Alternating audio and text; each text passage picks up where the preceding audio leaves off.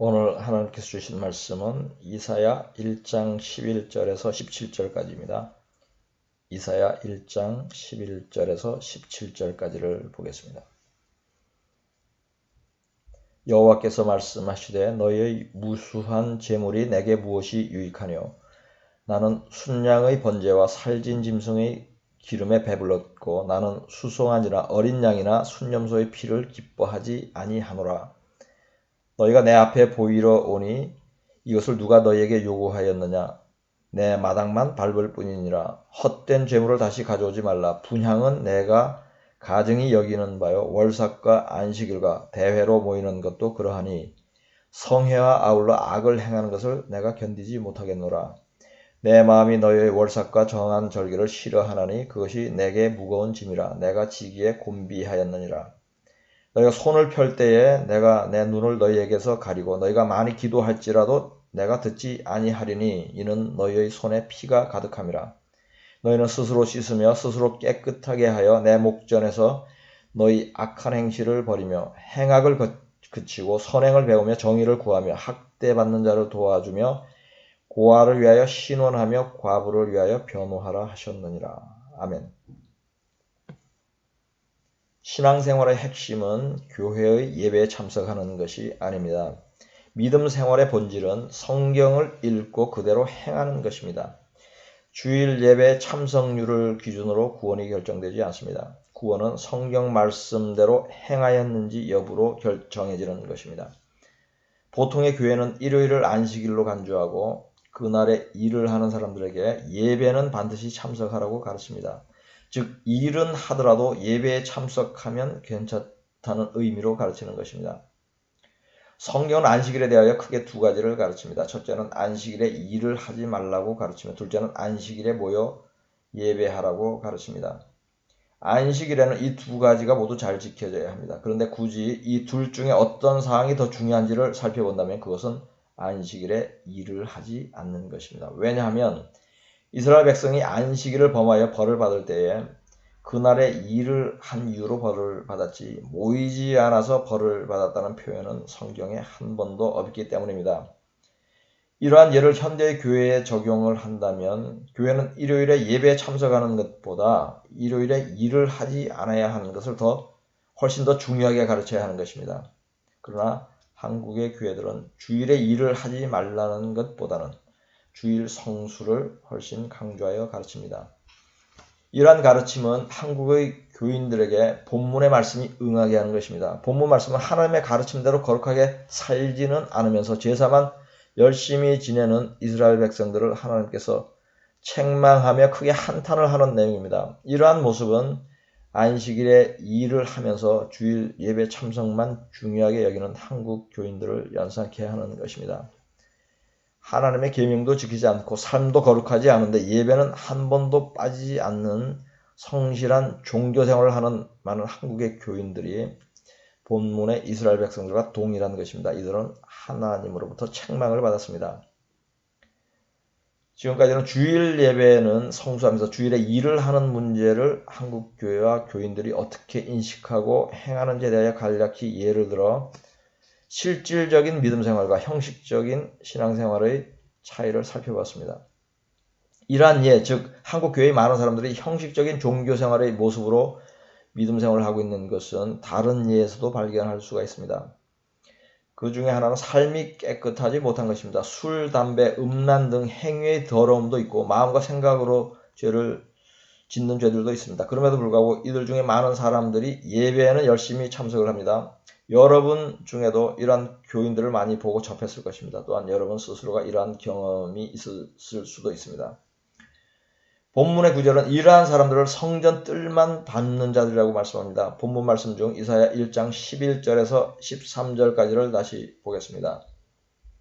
여호와께서 말씀하시되 너희는 무수한 재물이 내게 무엇이 유익하뇨? 나는 순양의 번제와 살진 짐승의 기름에 배불렀고 나는 수송아지나 어린 양이나 순염소의 피를 기뻐하지 아니하노라.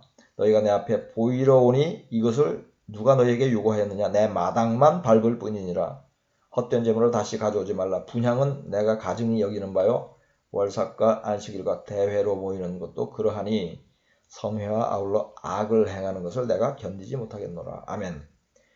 여기서의 모든 제사들은 지금의 모든 예배를 의미하는 것입니다. 주일 예배, 수요 예배, 금요 예배, 철야 예배, 특별 부흥 성회, 구역 예배들, 많은 예배를 드리고 헌금하고 찬송하는 것입니다. 그러나 하나님께서는 아무리 자주 모여 예배드리고 아무리 큰 금액을 헌금하고 아무리 큰 소리로 찬양을 하더라도 악을 행하고 와서 드리는 예배는 기뻐하지 않으며 받지 않는다고 말씀을 하고 있습니다. 단순히 받지 않는 정도가 아닙니다. 이렇게 삶이 깨끗하지 못한 채 와서 드리는 예배를 가증하게 여긴다고 말씀합니다. 이러한 예배는 하나님께서 도저히 견딜 수가 없다고도 말씀합니다. 또 다른 위선적인 신앙생활 중에 하나는 부유한 교인들이 가난한 자를 돕지 않는 것입니다. 미국, 서유럽, 한국에는 부유한 교인들이 많습니다. 이들은 11조도 하고 감사 헌금도 합니다. 이들은 수입이 많으므로 11조도 많이 하는 편일 것입니다. 자신이 다른 교인들보다 11조를 많이 하는 사실을 감사하게 생각하기도 합니다. 그러나 가난한 자를 돕지는 않습니다. 이들은 11조와 감사 헌금을 한 것이 가난한 자를 돕지 않은 죄의 면죄부가 되지 않는다는 사실을 모르는 것입니다. 본문 말씀 중 이사야 1장 16절 17절을 보겠습니다. 너희는 스스로 씻으며 스스로 깨끗하게 하여 내 목전에서 너희 악한 행실을 버리며 행악을 그치고 선행을 배우며 정의를 구하며 학대받는 자를 도와주며 고아를 위하여 신원하며 과부를 위하여 변호하라 하셨느니라. 아멘. 여기서 깨끗게 하고 악한 행실을 버리라고 책망을 받는 사람들은 열심히 제사를 드리던 사람입니다. 절기도 지키고 매월 초하루에도 모여 예물을 드리던 사람들입니다. 지금의 교회에 적용하면 모든 예배에 빠지지 않는 교인들입니다. 그런데 이들은 더럽고 악한 자들이라고 합니다. 선행도 없고 정의롭지도 않은 자들이라고 합니다. 이들에게 하라고 명하는 것은 학대받는 자, 고아, 과부를 도우라는 것입니다. 학대받는 자나 고아나 과부는 궁핍한 사람들입니다. 그럼 가난함으로 학대를 받고 부모 없는 아이는 끼니를 이어가기도 힘들 것이며 과부들도 경제력이 없으므로 가난할 수밖에 없을 것입니다. 이렇게 가난한 자들을 돕지 않는 것은 참으로 악한 것이라고 말씀하고 있는 것입니다. 성경에는 공경에 처한 자나 가난한 자를 도우라는 가르침이 참으로 많이 나옵니다. 이러한 사람들을 돕지 않으면 벌을 받는다고 여러 차례 말씀하고 있습니다. 그럼에도 불구하고 고대나 현대나 공경에 처한 자, 특히 가난한 자를 돕는 사람이 많지 않습니다. 가난한 자를 약간 돕는 사람은 있습니다. 그러나 성경은 힘써 도우라고 하고 소유를 팔아 가난한 자에게 주라고 합니다. 하나님께서 궁핍한 자를 돕지 않는 사람들에게 분개를 하는 이유는 이들이 여호와께 제사는 꼬박꼬박 잘 드리기 때문입니다. 이 부분을 하나님께서는 못 참으시는 것입니다. 아예 하나님을 모르는 자들이 이렇게 행하면 당연히 받아들이고 특별히 분개하실 이유가 없을지도 모릅니다. 하나님을 주라고 부르는 자들이 주일 예배는 한 번도 빠지지 않는 교인들이 돌아서서는 가난한 자를 또는 굶어 죽어가는 자들을 외면하기 때문인 것입니다. 재물과 관련한 성경의 가르침은 매우 단순하고 쉽습니다. 먹고 입는 것으로 족하고 남는 재산은 가난한 자에게 나누어 주라는 것입니다. 이 말씀을 한국 교인들의 현실에 적용을 해보겠습니다. 아울러 한국에 믿는 사람들 중에 부유한 사람이 얼마나 많은지도 짚어보도록 하겠습니다. 3억짜리 아파트를 소유한 한 믿는 부부의 예를 보겠습니다. 이 부부는 결혼 후 10년간 저축하여 3억 원짜리 아파트를 구입하여 소유하고 있습니다. 그렇다면 이 믿는 부부는 저축하지 말라는 하나님의 계명을 10년간 어긴 것입니다. 그렇다면 이 부부는 회개를 해야 할 것이며 회개를 하기를 원한다면 소유를 팔아 가난한 자를 도우면 됩니다. 집을 팔아 2억 원짜리 전세로 이사가고 남는 1억 원을 가난한 자에게 나누어 주면 됩니다. 그렇게 하는 것보다 더 온전한 것은 집을 팔아 5천만 원 보증금의 월세집으로 이사를 가고 나머지 2억 5천만 원을 가난한 자에게 나눠주는 것입니다. 부자들이 자신의 소유를 팔아 가난한 자를 도우는 방법은 이처럼 간단합니다. 집을 팔고 전세로 이사가는 것, 전세로 살다가 월세로 이사가는 것이 그리 어려운 일은 아니지 않습니까? 누가 부유한 사람입니까? 집을 소유해야 부자입니까? 서울은 전세를 살아도 부자가 많습니다. 왜냐하면 전세값이 비싸기 때문입니다. 그러니 나는 집도 없이 전세 삶으로 가난한 자를 도울 수 없다는 변명을 할 수 없습니다. 전세금을 빼서 월세로 가고 남는 그 돈으로 굶어 죽어가는 아프리카의 어린이를 도우십시오. 본문 말씀은 이렇게 하지 않는 자를 악행을 하는 자라고 말씀하고 있는 것입니다. 예수 그리스도를 믿는 사람들에게 이 세상은 잠깐 순례를 하는 곳입니다. 여러분이 유럽 여행을 한 달간 할 때 영국에서 일주일 체류하기 위해 집을 장만하지 않을 것입니다. 이태리에서 5일 머물려고 주택을 구입하지 않을 것입니다. 독일에서 3일 숙박하려고 전셋집을 구하지 않을 것입니다. 며칠 묵을 숙박비를 내는 것입니다. 마찬가지로 우리 믿는 자는 이 땅에서 여행자이며 잠시 후면 본향인 천국으로 가는 것입니다. 그러니 집을 소유할 필요도 이유도 없는 것입니다. 매달 숙박료 내는 월세로 살다가 가는 것입니다. 집을 소유하려는 사람은 이 땅에서 영원히 살려고 하는 것은 아닌지 물어야 할 것입니다. 이 땅에 소망을 두면 천국을 갈 수 없습니다. 그렇게 값진 집을 남겨두고 죽으면 부끄러운 것입니다. 거액의 전세금을 남기고 떠나면 그 영혼이 어떻게 될지 모릅니다. 부자와 거지 나사로의 이야기를 기억해야 할 것입니다. 성경은 양과 염소를 구분합니다. 양은 구원받은 자로 염소는 구원받지 못한 자로 비유를 합니다. 그래야 양은 오른편에 염소는 왼편에 세웁니다. 왼편은 오른편의 반대이므로 옳지 않은 편이라는 의미가 있습니다. 영어도 오른편을 right이라고 하는 옳다는 의미의 단어이므로 그 반대편인 left는 옳지 않다는 의미를 담고 있다고 할 수 있습니다. 한글도 영어도 하나님께서 주신 것입니다. 그러므로 오른편과 왼편의 의미를 이렇게 푼 것은 의미가 있는 것입니다. 이러한 단어의 의미에 맞게 오른편에 있는 자들은 구원받은 자들, 그리고 왼편에 있는 자는 구원받지 못한 자들의 의미로 성경은 말씀을 하고 있는 것입니다. 이러한 원리를 정치에 적용하면 우파가 더 옳고 좌파는 옳지 않다는 의미로도 해석이 가능하며 좌익 공산당이 옳지 않은 것도 정확하게 응하는 것입니다. 마태복음 25장 31절에서 46절까지를 보겠습니다. 인자가 자기 영광으로 모든 천사와 함께 올 때에 자기 영광의 보좌에 앉으리니 모든 민족을 그 앞에 모으고 각각 구분하기를 목자가 양과 염소를 구분하는 것 같이 하여 양은 그 오른편에 염소는 왼편에 두리라. 그때에 임금이 그 오른편에 있는 자들에게 이르시되 내 아버지께 복받을 자들이여 나와 창세로부터 너희를 위하여 예비된 나라를 상속받으라. 내가 줄일 때에 너희가 먹을 것을 주었고 목마를 때에 마시게 하였고 나그네 되었을 때에 영접하였고 헐벗었을 때에 옷을 입혔고 병들었을 때에 돌보았고 옥에 갇혔을 때에 와서 보았느니라. 이에 의인들이 대답하여 이르되 주여 우리가 어느 때에 주께서 줄이신 것을 보고 음식을 대접하였으며 목마르신 것을 보고 마시게 하였나이까.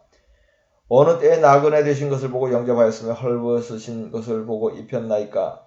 어느 때에 병드신 것이나 옥에 갇히신 것을 보고 가서 배웠나이까 하리니 임금이 대답하여 이르시되 내가 진실로 너에게 이르노니 너희가 여기 내 형제 중에 지극히 작은 자 하나에게 한 것이 곧 내게 한 것이니라 하시고 또 왼편에 있는 자들에게 이르시되 저주를 받은 자들아 나를 떠나 마귀와 그 사자들을 위하여 예비된 영원한 불에 들어가라. 내가 줄일 때에 너희가 먹을 것을 주지 아니하였고 목마를 때에 마시게 하지 아니하였고 나그네 되었을 때에 영접하지 아니하였고 헐벗었을 때에 옷 입히지 아니하였고 병들었을 때와 옥에 갇혔을 때에 돌보지 아니하였느니라 하시니 그들도 대답하여 이르되 주여 우리가 어느 때에 주께서 줄이신 것이나 목마르신 것이나 나그네 되신 것이나 헐벗으신 것이나 병드신 것이나 옥에 갇히신 것을 보고 공양하지 아니하였더이까. 이에 임금이 대답하여 이르시되 내가 진실로 너희에게 이르노니 이 지극히 작은 자 하나에게 하지 아니한 것이 곧 내게 하지 아니한 것이니라 하시리니 그들은 영벌에 의인들은 영생에 들어가리라 하시니라. 아멘. 이 구절은 예수님께서 양과 염소의 비유를 가르친 내용입니다. 조금 전에 설명하였듯이 양은 오른편에 염소는 왼편에 두었습니다. 지금 읽은 구절 중 마태복음 25장 31절에서 34절까지를 다시 한 번 더 읽어보겠습니다. 인자가 자기 영광으로 모든 천사와 함께 올 때에 자기 영광의 보좌에 앉으리니 모든 민족을 그 앞에 모으고 각각 구분하기를 목자가 양과 염소를 구분하는 것 같이 하여 양은 그 오른편에 염소는 왼편에 두리라. 그때 임금이 그 오른편에 있는 자들에게 이르시되 내 아버지께 복받을 자들이여 나와 창세로부터 너희를 위하여 예비된 나라를 상속받으라. 아멘. 오른편에 있는 양들은 복을 받을 자들로서 천국을 상속받으라고 말씀합니다. 그러나 왼편에 있는 자들에게는 저주를 합니다. 마태복음 25장 41절을 보겠습니다. 또 왼편에 있는 자들에게 이르시되 저주를 받은 자들아 나를 떠나 마귀와 그 사자들을 위하여 예비된 영원한 불에 들어가라. 아멘. 왼편에 있는 자들에게는 영원한 지옥불로 떨어지라는 심한 저주를 하였습니다. 이상으로 살펴본 대로 오른편에 있는 자들은 천국을 가고 왼편에 있는 자들은 지옥을 가는데 어떤 자들이 오른편으로 분류되고 어떤 자들은 왼편으로 분류되는지를 살펴보겠습니다. 먼저 왼편으로 되어 멸망하는 자들을 보겠습니다. 마태복음 25장 42절 43절을 보겠습니다. 내가 줄일 때에 너희가 먹을 것을 주지 아니하였고 목마를 때에 마시게 하지 아니하였고 나그네 되었을 때에 영접하지 아니하였고 헐벗었을 때에 옷 입히지 아니하였고 병들었을 때와 옥에 갇혔을 때에 돌보지 아니하였느니라 하시니. 아멘. 줄인 자에게 먹을 것을 주지 않은 자, 나그네를 돌아보지 않은 자, 헐벗은 사람에게 옷을 주지 않은 자, 병든 자와 감옥에 있는 자를 돌보지 않은 자들이 왼편으로 분류되는 자들입니다. 지금 나열한 사람들은 궁핍하고 도움이 필요한 사람들입니다. 이러한 사람들 돕지 않은 것은 주님을 돕지 않은 것과 동일한 것입니다. 그리하여 좌편으로 분류되고 지옥으로 가는 것입니다. 이 가르침이 가난한 자들을 돕지 않는 부유한 크리스천들에게 찔림으로 와 닿아야 합니다. 한국에는 굶어 죽는 사람은 거의 없습니다. 성경에서 말하는 굶주린 사람들, 헐벗은 사람들은 제3세계 국가에 있습니다. 그렇다면 여러분이 이 설교를 통하여 가난한 자를 도와야겠다는 깨달음이 온다면 재산을 팔아서 그곳으로 가면 됩니다. 비행기를 타고 갈 수 있습니다. 가서 복음도 전하고 돈도 나눠주십시오. 그리하면 가난한 자들의 육과 영혼을 구원하고 스스로는 오른편으로 분류가 되는 복을 받는 것입니다. 한국 교회는 번영복음이 만연합니다. 번영복음은 돈을 사랑하라는 복음입니다. 그러나 성경은 돈을 사랑하지 말라고 하며 돈을 사랑함이 만악의 뿌리라고 말씀합니다. 그러니 이 땅에서 부귀를 누리라는 번영복음은 사탄이 복음으로 가정하여 교회 안에 들어온 미혹입니다. 그러나 이러한 틀린 가르침을 사람들은 듣기를 좋아합니다. 이들에게 부유하게 누리라는 말은 언제 들어도 귀가 간지러운 달콤한 말로 들립니다. 이러한 사람들은 돈을 자신의 정욕과 이성의 자랑을 위하여 사용하기를 기뻐합니다. 그러므로 이러한 사람들은 교회에 어느 정도 헌금을 할지라도 소유를 팔아 가난한 자를 힘써 돕지는 않습니다. 이러한 사람들이 바로 마지막에 왼편으로 분리될 사람들입니다. 재물과 관련하여 특별히 거주하는 집과 관련하여 삶에 적용할 수 있는 지혜를 간략히 말씀드리겠습니다. 첫째, 지금 월세를 사시는 분들에게 당부합니다. 앞으로 돈을 저축하여 또는 융자를 하여 전셋집으로 이사를 하거나 집을 구입할 계획을 하지 마십시오.